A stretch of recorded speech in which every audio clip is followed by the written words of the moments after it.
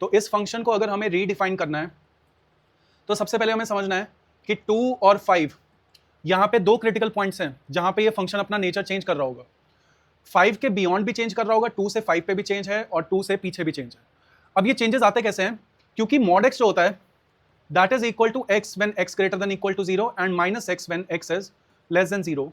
Same logic से अगर मैं mod ऑफ x माइनस 5 लिखूं, this will be equal to x minus 5 when x minus 5 greater than equal to 0 which means when x is greater than 5 and minus x minus 5 when x minus 5 is less than 0 which means x is less than 5। Similarly यहाँ पे आप 2 replace कर सकते हैं, कोई भी number आया आप उसको सिंपली रिप्लेस करके ये ऐसे कुछ एक्सप्रेशंस लिख सकते हैं। अब 5 के आगे ये जो वैल्यू है ये भी पॉजिटिव है, वो भी पॉजिटिव है, क्योंकि 2 के आगे तो वो भी पॉजिटिव है। तो दोनों का जो सम होगा, जो फंक्शन होगा, उसको मैं लिख सकता हूँ 2x माइनस 7, जब x जो है वो 5 से आगे है।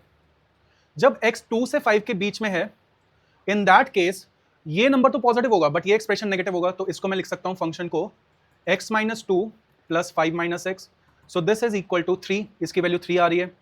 जब 2 से भी पीछे है तो फंक्शन को लिख सकते हैं दोनों को negative, 2 minus x plus 5 minus x which gives you 7 minus 2x।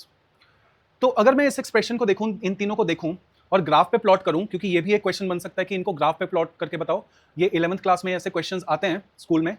तो 2x माइनस 7 जो है उसकी value x is equal to 3 से शुरू करनी है, हमें 5 से शुरू करनी है इनफैक्ट। तो x इज इक्वल टू 5 पे इस फंक्शन की वैल्यू 3 है, x इज इक्वल टू 6 पे फंक्शन की वैल्यू 5 है, तो ये वैल्यू ऐसे बढ़ रही है। 2 से 5 तक ये फंक्शन कांस्टेंट है और इससे पीछे भी इसकी वैल्यू ऐसे डिक्रीज होकर आ रही है, मतलब इसके पीछे अगर मैं x को 1 पुट करता हूं तो ये वैल्यू फिर से 5 है, तो ये फंक्शन कुछ ऐसा बन रहा है।